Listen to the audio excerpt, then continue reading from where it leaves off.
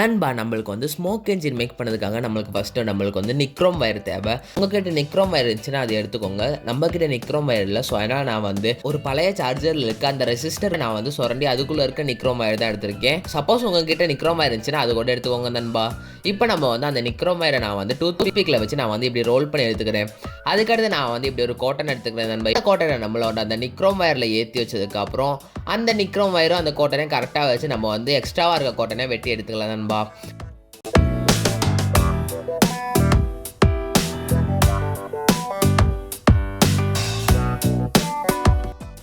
அதுக்கடுத்து அந்த நிக்ரோம் வயரோட 2 எண்டே நம்மளோட அந்த வயரோட 2 எண்டோட வச்சு நம்ம வந்து முடிச்சு போட்டு அதை நம்ம வந்து சால்ட்ரிங் பண்ணிக்கலாம் நண்பா. இப்படி இருக்கிற மாதிரி நீங்கள் வந்து சால்ட்ரிங் பண்ணி எடுத்துக்கோங்க. அதுக்கடுத்து நான் வந்து கொஞ்சோண்டு எண்ணெய் அந்த காட்டனில் ஊற்றிக்கிறேன் நண்பா. அதுக்கடுத்து நான் வந்து 2 பாட்டில் கேப் எடுத்திருக்கேன் நண்பா. அதில் ஒரு பாட்டில் கேப்பில் நான் வந்து ஓட்டையை போட்டதுக்கப்புறம் அந்த வயரை வந்து அதில் ஏற்றி வச்சுக்கிறேன்.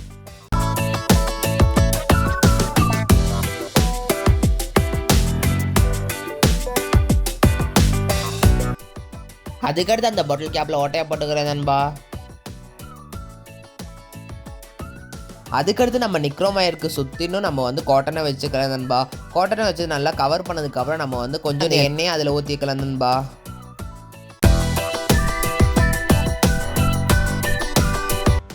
அதுக்கடுத்து அந்த பாட்டில் கேப்பில் ஓட்டையை போட்டுட்டு ஒரு ஸ்ட்ராவ் எடுத்துக்கிறேன் நண்பா. அந்த ஸ்ட்ராவை நான் வந்து பெண்ட் பண்ணதுக்கப்புறம் அந்த ஸ்ட்ராவையும் அதில் ஏற்றி ஒட்டி வச்சுக்கிறேன் நண்பா. அந்த 2 பாட்டில் கேப்பையும் நம்ம வந்து ஒன்றா சேர்த்து நம்ம வந்து ஒட்டி வச்சுக்கோங்க நண்பா.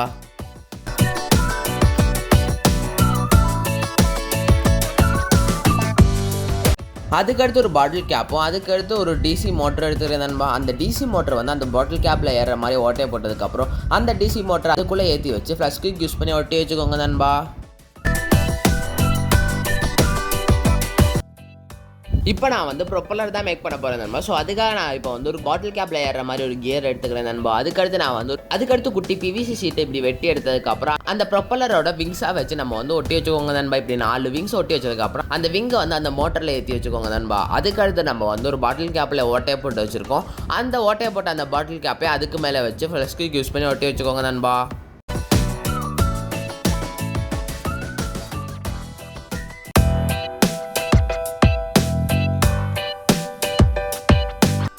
இப்போ நான் வந்து ஸ்ட்ரா எடுத்துக்கிறேன் நண்பா. அந்த ஸ்ட்ராவை வந்து அந்த பாட்டில் கேப்புக்கு சைடில் போட்டிருக்க அந்த ஓட்டையில் நம்மளோட அந்த ஸ்ட்ராவை ஏற்றி வச்சதுக்கப்புறம் அதை நம்ம வந்து ஃப்ளஷ் கிக் யூஸ் பண்ணி ஒட்டி வச்சுக்கோங்க நண்பா. அந்த ஸ்ட்ராவோட இன்னொரு எண்டை வந்து நம்மளோட அந்த ஸ்மோக்குக்காக செஞ்சு வச்சு அந்த பாட்டில் கேப்பில் ஏற்றி வச்சுக்கோங்க நண்பா. அந்த பாட்டில் கேப்பில் இருந்து வர அந்த 2 வயரை நம்ம மோட்டரோட கனெக்ட் பண்ணதுக்கப்புறம் அந்த மோட்லேருந்து நம்ம வந்து ஒரு 2 வயர் சால்டிங் பண்ணி வச்சுருங்க. அதுக்கடுத்து இப்போ நீங்களே பாருங்கள், நம்மளுக்கு ஒரு சூப்பரான ஸ்மோக் என்ஜின் ரெடியாக இருக்குது. இப்போ நான் வந்து அந்த வயர் கனெக்ஷன் வந்து டேரெக்டாக அடாப்டரில் கொடுத்துக்கிறேன். அடாப்டரில் கொடுத்ததுக்கப்புறம் நான் இப்போ வந்து ஸ்விட்ச் ஆன் பண்ணதுக்கப்புறம் நீங்களே பாருங்கள், ஸ்விட்ச் ஆன் பண்ணி கொஞ்சம் நேரத்துக்கு அப்புறம் தான் நண்பா தெரியும் அந்த ஸ்மோக் வரத.